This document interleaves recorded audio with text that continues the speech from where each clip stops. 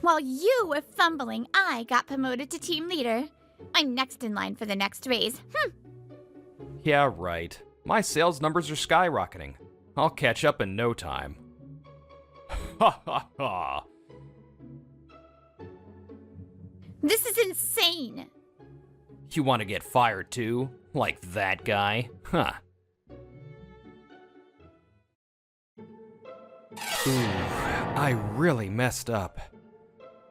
I'm Eiji Nomada, 22 years old, a rookie sales rep at a system development company. Right now, I'm drowning in self-loathing in the company cafeteria. What am I gonna do? All because I overpromised to a client, said we can do it without thinking due to lack of knowledge, and ended up requesting a massive unexpected spec change from the dev team. You're Nomata? Just as I'm sulking, a woman who looks even younger than me comes up and starts grilling me with intense fury. Must be nice having a relaxed lunch break. Thanks to your clueless pitch, I had to pull an all-nighter to fix the mess. That's when I realized she's from the dev team. Most likely, the famous Shiho Misaki, 18 years old, rumored to be a brilliant high school grad programmer in our cohort. Can't even clean up your own mess at your age, huh? That phrase, because it's true, it makes me even angrier. Yeah, that nailed it. What the hell? Talking big for someone younger than me. Huh? And you're older but can't even read a spec sheet? If your sales pitch was a server, it would have crashed instantly. At least check the specs next time before barking orders. Hey now, Misaki, he didn't do this out of malice. Cut him some slack. Director Nanri! There he was, Director Nanri from the dev team. Feeling guilty after his kind words, I end up bowing my head to the floor. I'm sorry, my lack of programming knowledge caused all this extra work.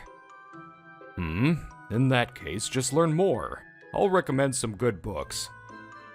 If there's anything you don't get, bring it to me. I'll explain it. We're in different departments, so I can't always help, but I'll support you when I can. From then on, I occasionally got to learn programming from Director Nanri. Though, most of the time, Shiho was with him too, so we often butted heads whenever we met. While you were fumbling, I got promoted to team leader. I'm next in line for the next raise. Yeah, right. My sales numbers are skyrocketing. I'll catch up in no time. Ha ha ha! Eventually, we became rivals, racing for promotions despite being in different departments. 10 years flew by in the blink of an eye. I got promoted to section chief in Sales Division 2. Shiho became the youngest lead programmer in the company. Director Nanri's mentorship had long since ended, and now I'm the one training junior employees. The team's all out doing fieldwork today. Wonder if Director Nanri's here for lunch. Even now, I try to have lunch with Director Nanri whenever I get the chance. Ah, there he is. Of course, Shiho's here too. Hey, Nomada. I've been hearing good things about Sales Division 2 lately. Keep up the good work. Thanks, I say, and Shiho shoots me a sideways glare. But I guess she couldn't come up with a snarky remark today. Fine, I'll break the ice. What, don't eat with your juniors anymore? You getting too mean and they avoid you now? Ha! Programmers speak with code. Don't need lectures from wordy normies like you. Director Nanri watches us, smiling as always. Then came the shocking news that spread like wildfire. Director Nanri had suddenly resigned. Resigned? That can't be. He'd been our de facto mini CTO, handling all our tech problems. A pillar of the company. Why would he just up and leave? I asked around and started hearing rumors that he was fired for harassment. I couldn't believe it, so I went to ask Shiho myself. As I stepped into the dev floor, I immediately heard a familiar voice. Sure, introducing AI to development is revolutionary, but using that to justify cutting people... I'm giving them a grace period. If they don't shape up, they're gone. Ugh. I look over to see Shiho arguing with some guy I don't recognize. Judging by the tone, must be your superior. This is insane! You want to get fired too? Like that guy? Huh. I flinch. That guy must mean Director Nanri. Shiho must have thought the same thing. Do you know something about Director Nanri's resignation? I'm the director now, don't forget it, and I'm done wasting time on this nonsense. Shiho glares after the guy, then suddenly stomps the floor with a loud thud. I'm quitting. I've had enough of this place. Whoa, hold on. What about your team and juniors? Wait, Nomata, what are you doing here?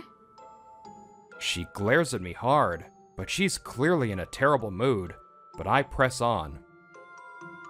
What happened? None of your business. I owe more to Director Nanri than anyone. You think this doesn't involve me? Fine, but I don't know the details of his resignation. Just that guy might know something. The guy you were just arguing with. Who is he? He just showed up today. New head of Deb. Said his name's Katsumasa Yasu, the president's son. First thing he said was, fire everyone who isn't motivated. He wants to replace us all with AI and double productivity. I'm not against generative AI, but it still needs experienced programmers to review and tweak.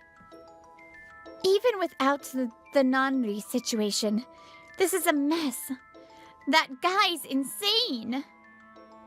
So you don't know either, huh? In the end, all I got from her that day was Director Nanri's private email address. At the all-hands meeting the following week, that man finally appeared in front of the entire company. Quiet. As the new head of development, Katsumasa Yasu, I am the one who will lead this company into the future. Unfortunately, this company is stagnant. Every department is mediocre and outdated. Honestly, it's nothing but disappointing. I'm here to fix everything. I will elevate the development department to the top. Sales, planning, accounting, HR, follow my vision. I'll be giving the orders. If you don't like it, get out. The soft era is over. I will make this company #1 in the world. That's all. As murmurs began over the outrageous speech, the president stepped in to calm the room. Katsumasa is my son. He's currently head of development, but you may consider him the de facto successor of this company. From now on, all departments will follow his directives, regardless of division. But that did little to ease the growing concern inside the company. The development department has already received its new directives. This meeting is dismissed. Get to work. Most of the dev team, about half the company, left the hall, leaving the rest behind. Now then, sales. Take on any job, no matter how cheap. Just focus on volume and increasing turnover. Wait just a minute. What do you mean, no matter how cheap? Exactly what it sounds like. Ditch the old way of thinking. With AI development, as long as the requirements are clear, you can absorb most demands at the same cost. Besides, smart clients rarely make unreasonable demands. On the other hand, clueless clients will let you pack in extra features to raise the unit price. So you're saying we should exploit our clients?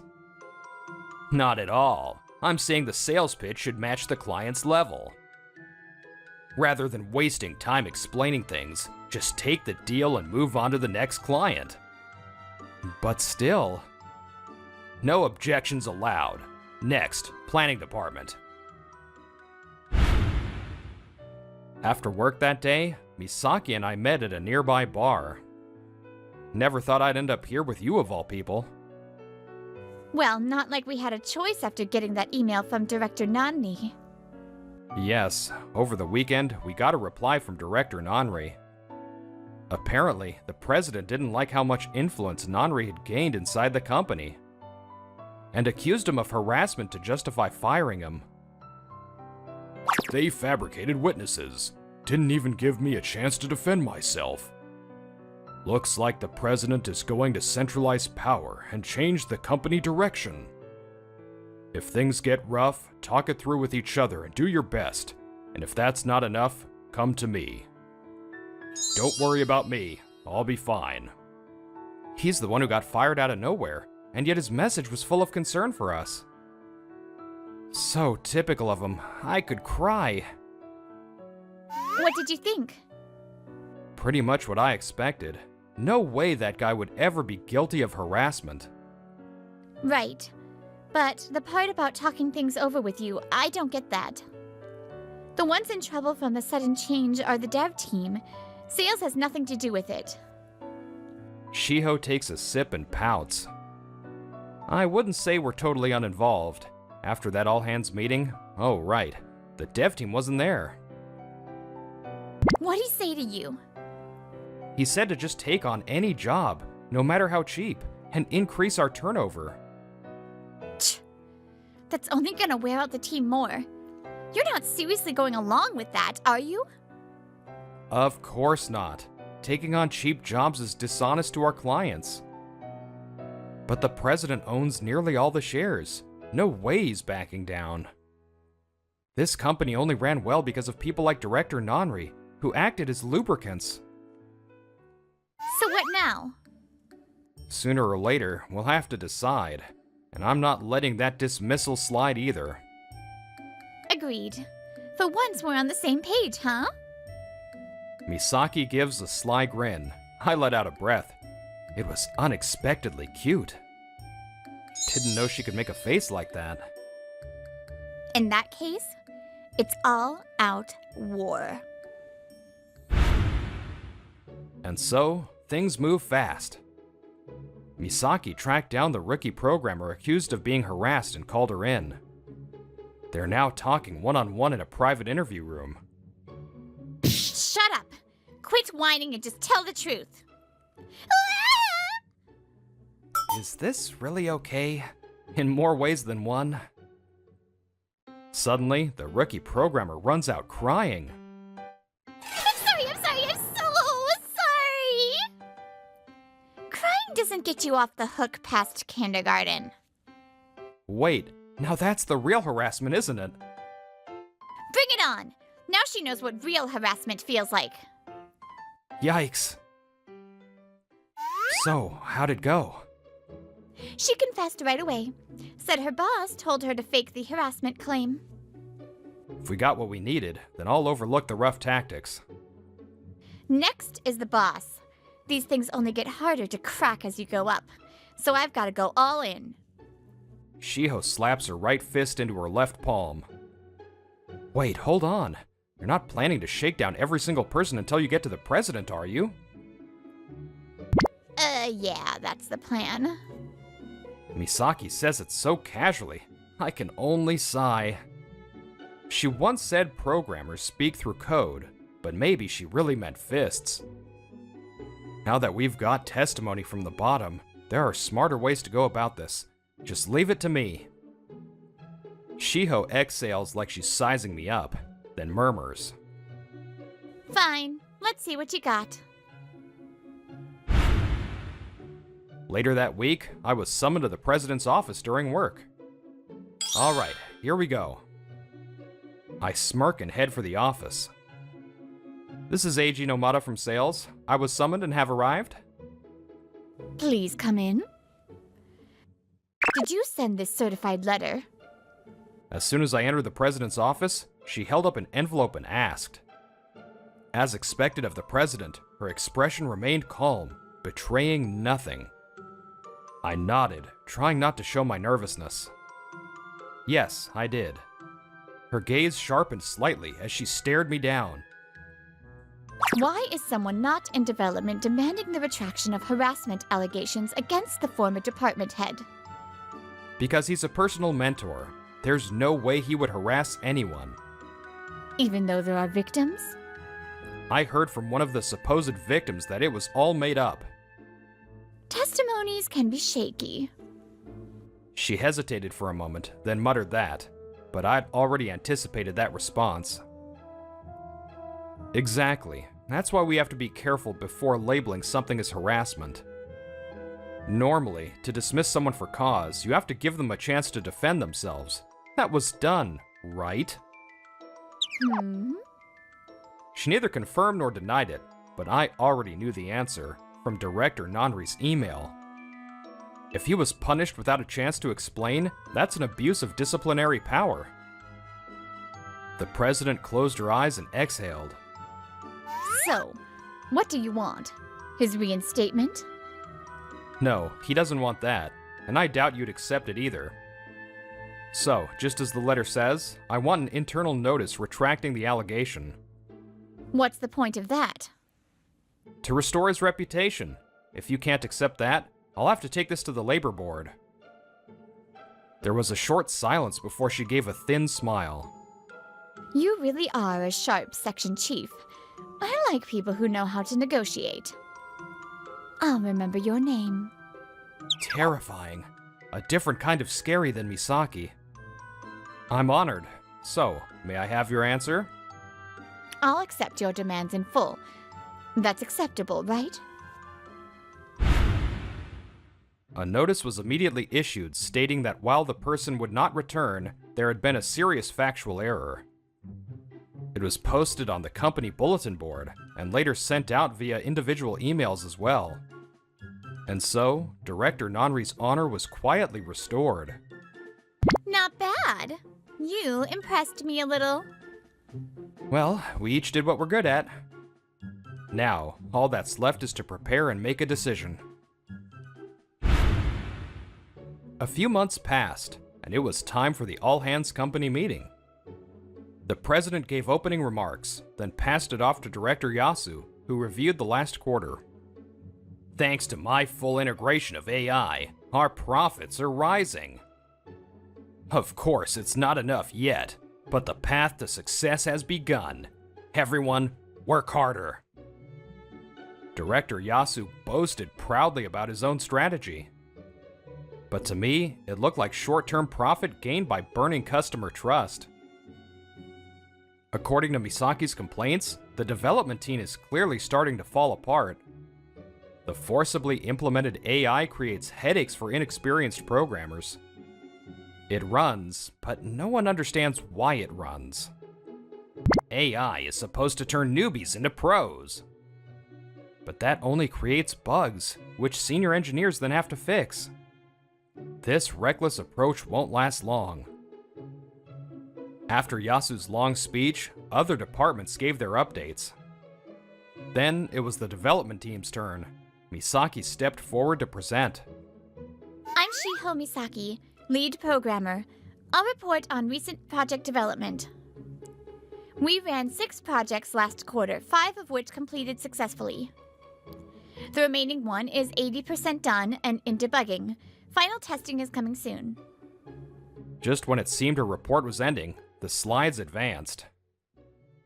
Bug rates increased about 30% with AI use. The headline, 30% more bugs under new policy appeared. The room murmured. Misaki, what are you doing? Just stating facts, though they might be inconvenient truths. Her expression showed a defiant strength. Everyone listen.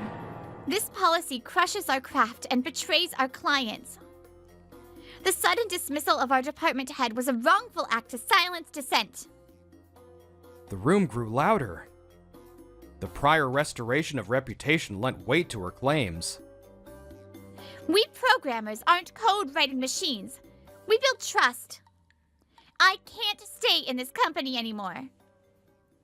After Misaki's declaration, the room fell silent. Do what you want. AI will replace you. But Director Yasu still looked composed. then, I quit too! one voice rang out from the audience. Then another and another. Misaki's team saw over 10 people declare their resignation. Director Yasu finally showed some signs of being rattled. Huh, fine. I was going to cut useless programmers anyway. Still, his smug attitude was infuriating. Watching all this, I glanced at my team. They all nodded silently. Then I raised my hand. Sorry to interrupt, but I think now's a good time. What? I, Eiji Nomada, and the entire Sales Section 2 resign as well. What? What is this? Director Yasu finally looked clearly shaken. Sales should earn trust both inside and outside the company. I can't follow this new policy. What are you gonna do after quitting? You'll be the ones left out on the street. Of course we have a plan. We're joining the new company started by our former development director. Not just us, but the others too. At those words, Misaki nodded on stage. I had ensured places for the subordinates I wanted to protect before orchestrating a mass resignation. It was a blow struck, but, unfortunately, this was the best we could do for now. I remember you. Thought you were a bit smarter than this. So you've chosen to go against us. With the division head at loss for words, the president stepped in. Seems that way, but I don't think we're without a chance. Your abrupt policy shift has made your clients uneasy. If we pitch to them, there's a high chance they'll come our way. What a funny joke. Go ahead and try. Let's see what a no-name startup can do. Wait a sec. Poaching clients after quitting is illegal, you know. To the agitated department head Yasu, I calmly replied. Unfortunately for you, taking clients based on personal skills and trust isn't illegal, unless someone walks off with the customer list, that is. Let's hope your AI can fill the gap we're leaving behind. Kuh. Yasu's face twisted in frustration. From there, the old company and the new one entered into a heated rivalry. But the old firm, strained by its reckless development model, gradually wore down. On top of that, Misaki's resignation speech became legendary within the company, inspiring a wave of others to follow. Why? Why can't any of you even handle basic AI functions properly? In the end, the old company collapsed within 2 years. The president and department head Yasu had their assets seized by creditors and were left unable to recover. Meanwhile, let's rewind to just after we joined the new company. Misaki and I were summoned by our new president, Nanri, to his office. What is it, sir? Well, I've got good news for you two. I want to recommend you each for a matchmaking meeting. A beat before my brain could catch up to the sudden topic. Wait, matchmaking? We said it in sync without meaning to, then shot each other a look of shared dread. Good for you. Looks like spring's finally come for Mr. Forever Single. Yeah, good for you too, snagging a husband before hitting 30. Misaki doing matchmaking? Somehow, the thought left me feeling a little weird. Here, these are the profiles I plan to give you two. Go ahead and take a look. Honestly, I wasn't keen on it, but since it was a recommendation from someone I owe, I figured I should at least check it out. Thinking that, I opened the booklet and froze. There was Misaki's ID photo staring back at me. Apparently, it was an enlarged version of the one she submitted with her resume when joining. Is this a joke? No, wait. Why am I feeling relieved? How about it? Didn't you feel a little weird hearing the other was doing matchmaking? And once you found out the match was each other, didn't you feel kinda relieved? If that's the case, maybe, just a little, being honest about it wouldn't be so bad. At those words from the president, we glanced at each other again. Our expressions made it clear we were thinking the same thing. As we looked at each other, our faces slowly turned red. Ha ha! Youth really is a wonderful thing. At the heart of an organization are people and trust. Any company that forgets that is bound to collapse eventually.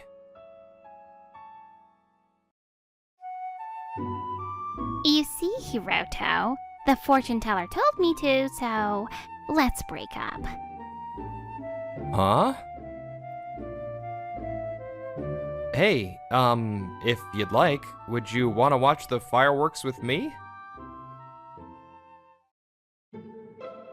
You see, Hiroto, the fortune teller told me to, so let's break up.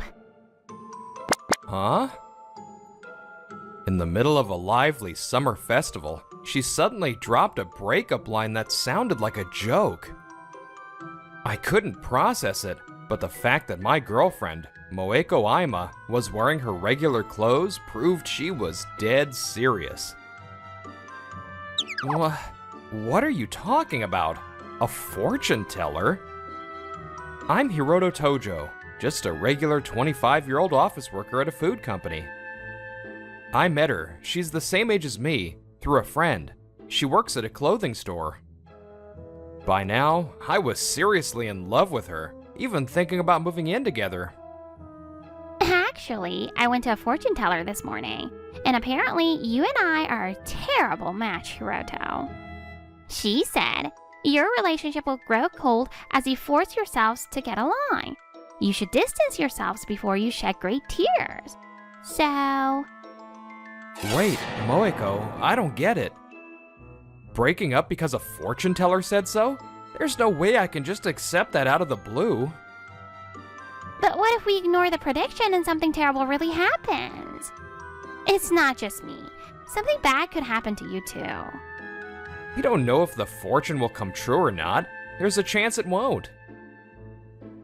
I know a bunch of people whose fortunes have actually come true, so I can't just ignore it.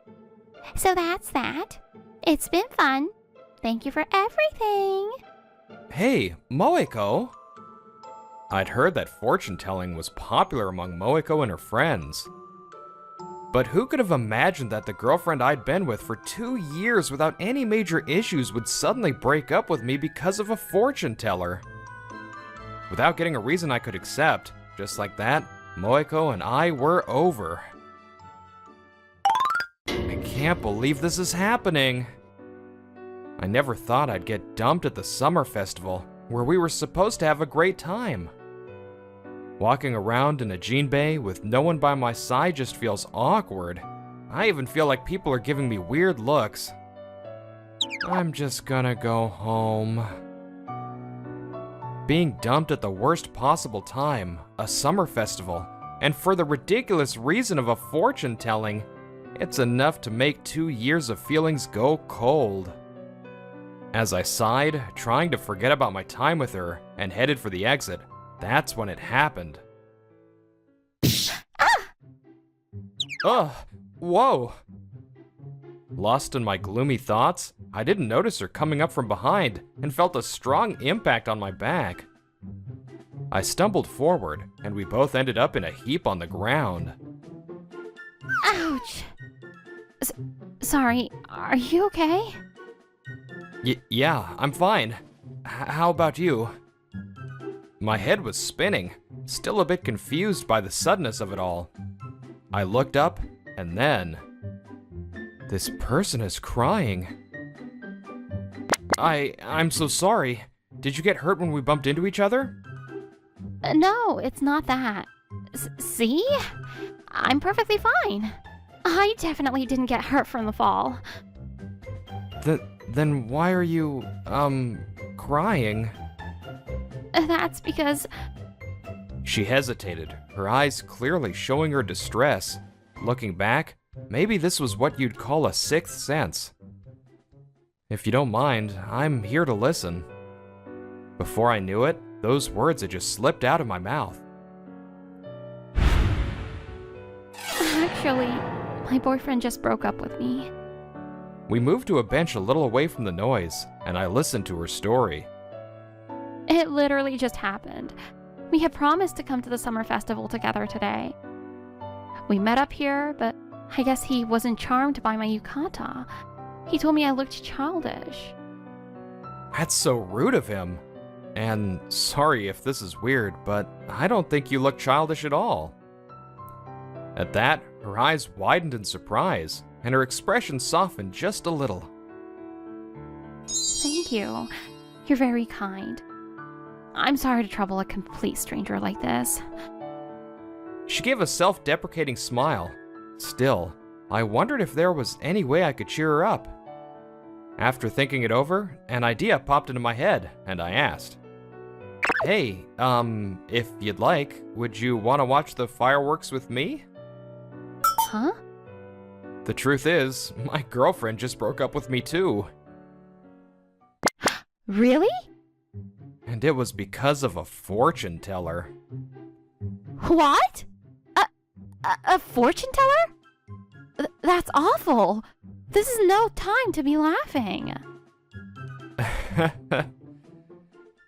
So, I'm in the same boat as you. What a crazy coincidence. Oh. Honestly, I was just about to head home. But it feels like a waste to come all this way and just leave, so if you'd watch them with me, I'd be really happy. Feeling like I was hitting on her, I reached out my hand. Then, if it's okay, I'd love to join you. And so we moved to the fireworks viewing spot, just as the huge flowers bloomed in the sky.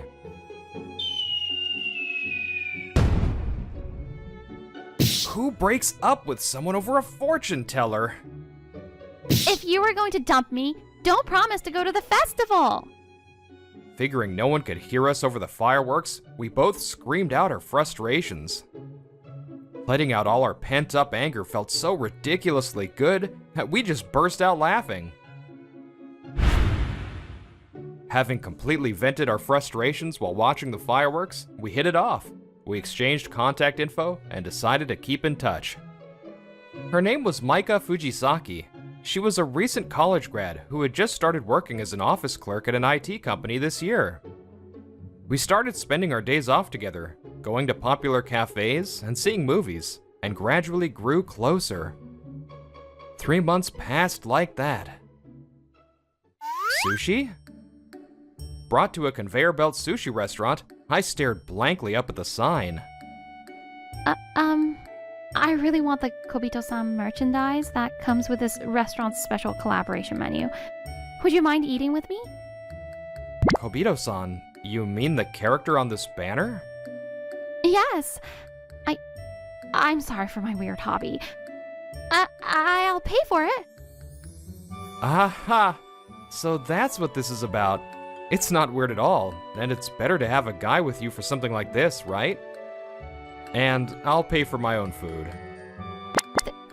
Thank you so much.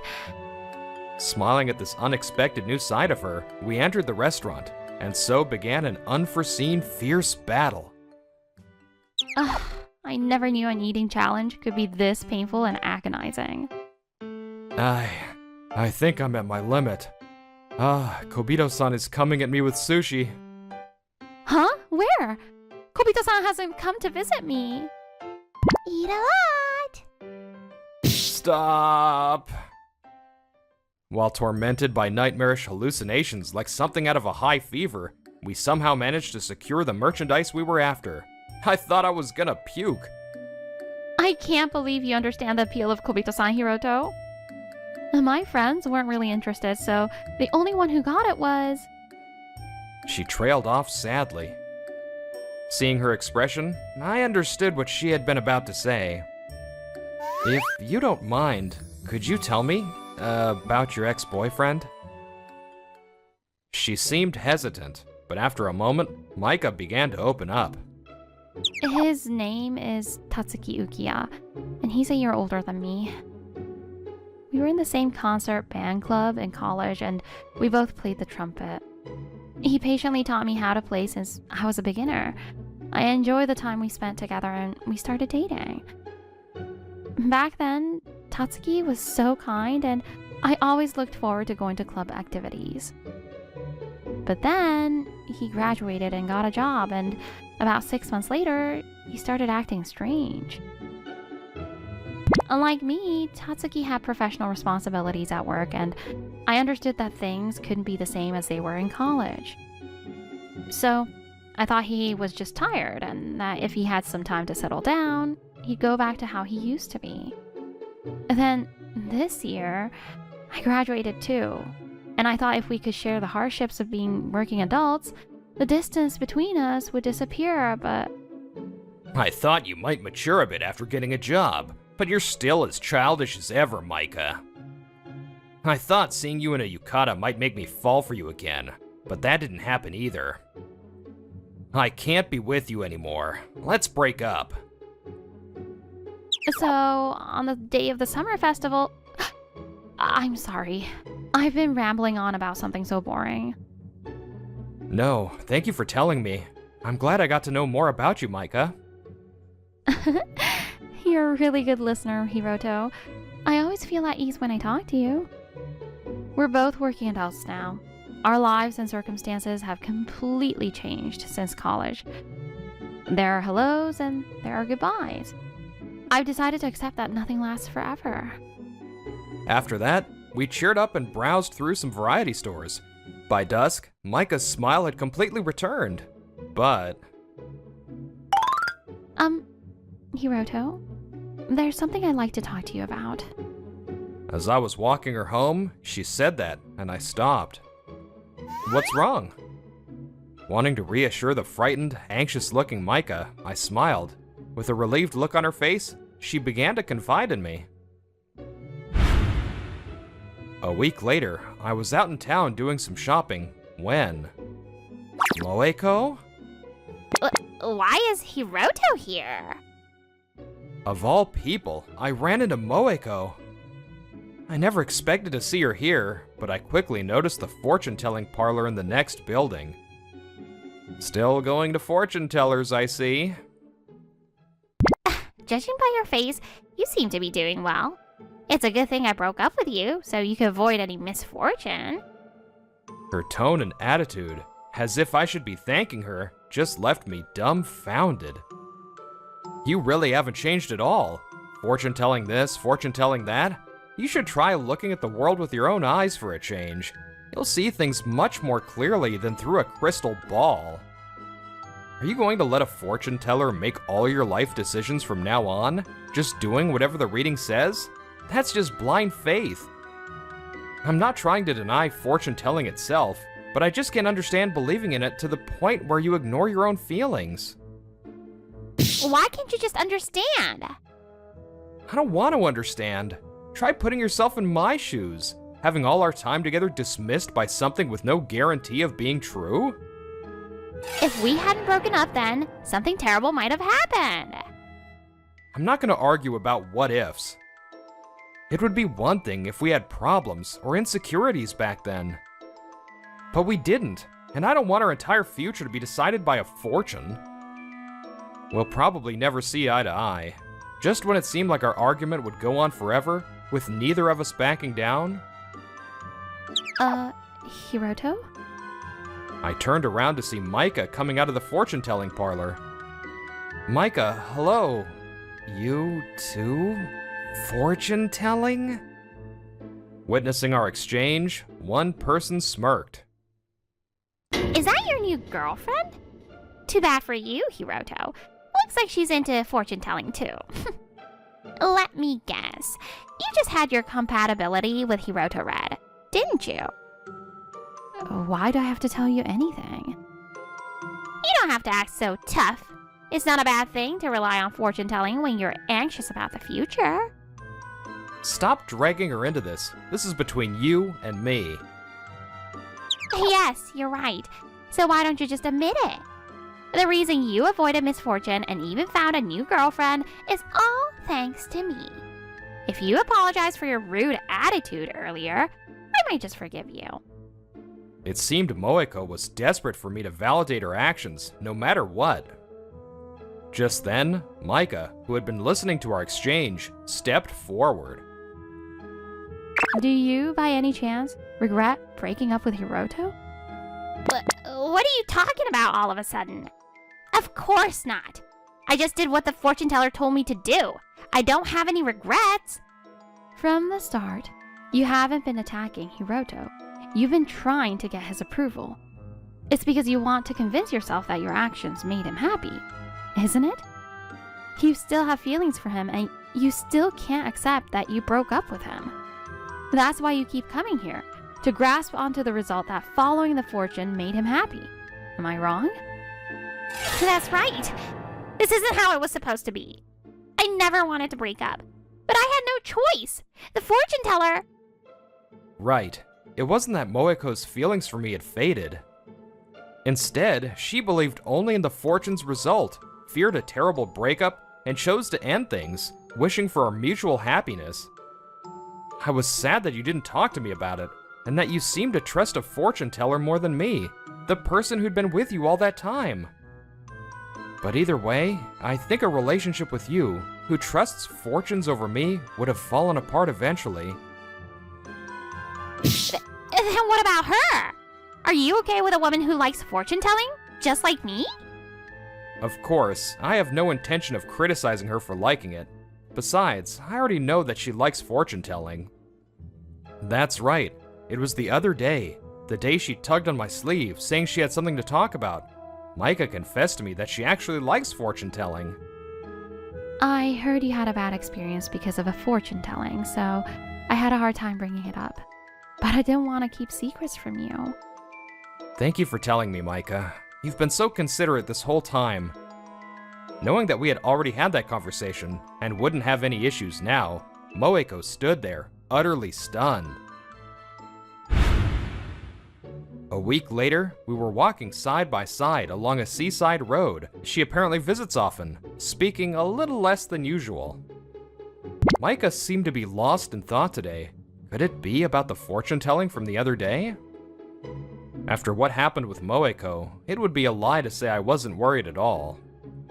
Whether she knew I was stewing in my thoughts or not, Micah suddenly stopped and looked straight at me. Hiroto, Micah? Tatsuki? Why are you... Don't be so formal with me. Call me Tatsuki like you used to. A man with a creepy smile approached, cutting Micah off before she could say anything. Micah, is this person? He's the ex-boyfriend I told you about. Come on, Micah.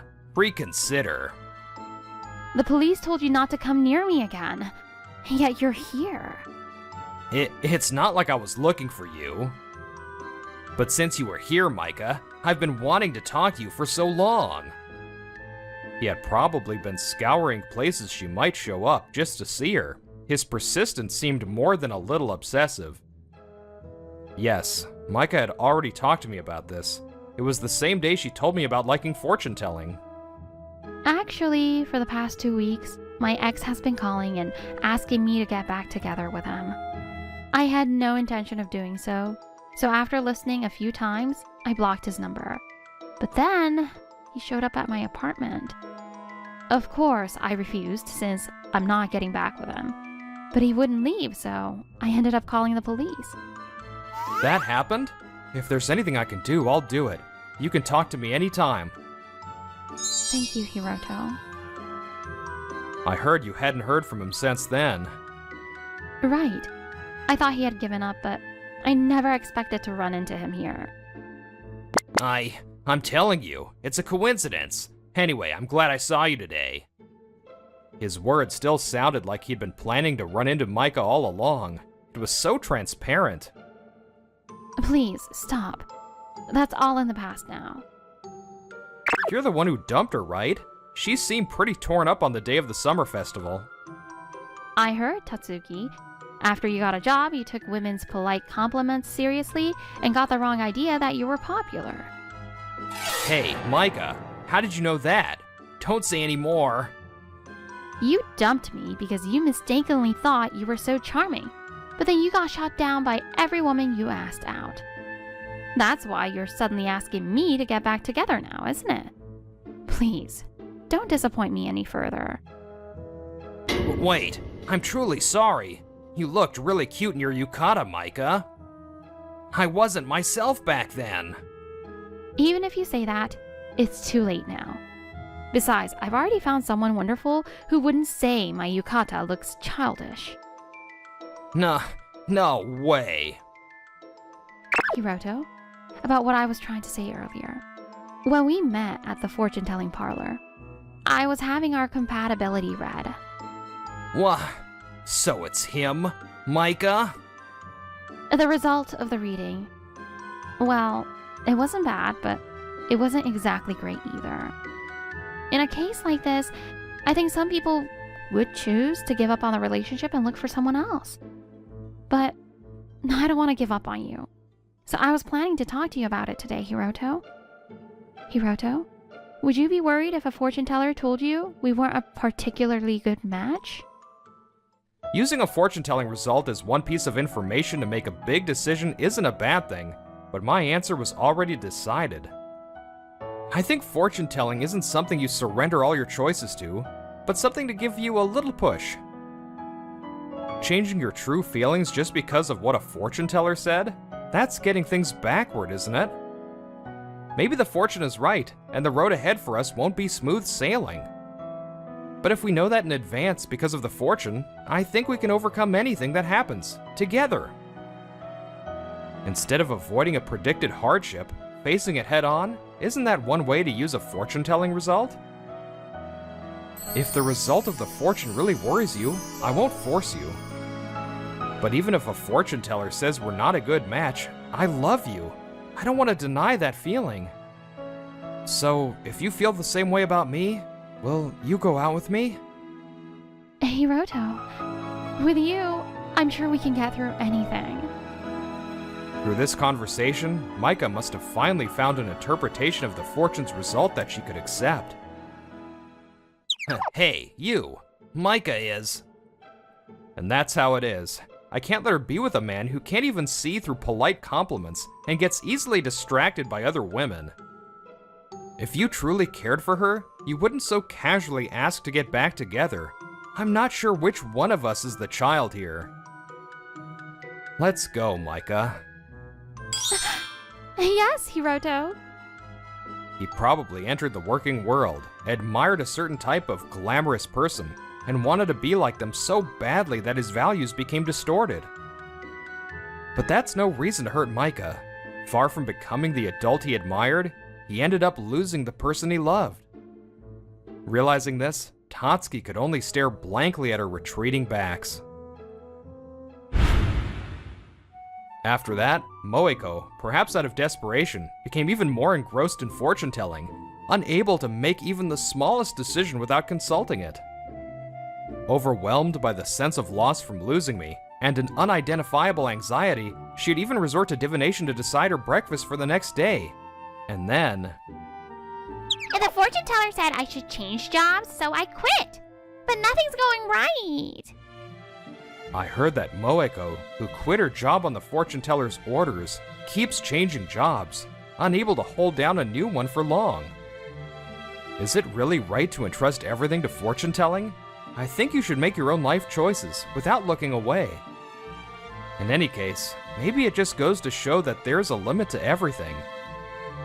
Meanwhile, Micah and I reported to the police again that Tatsuki had approached her.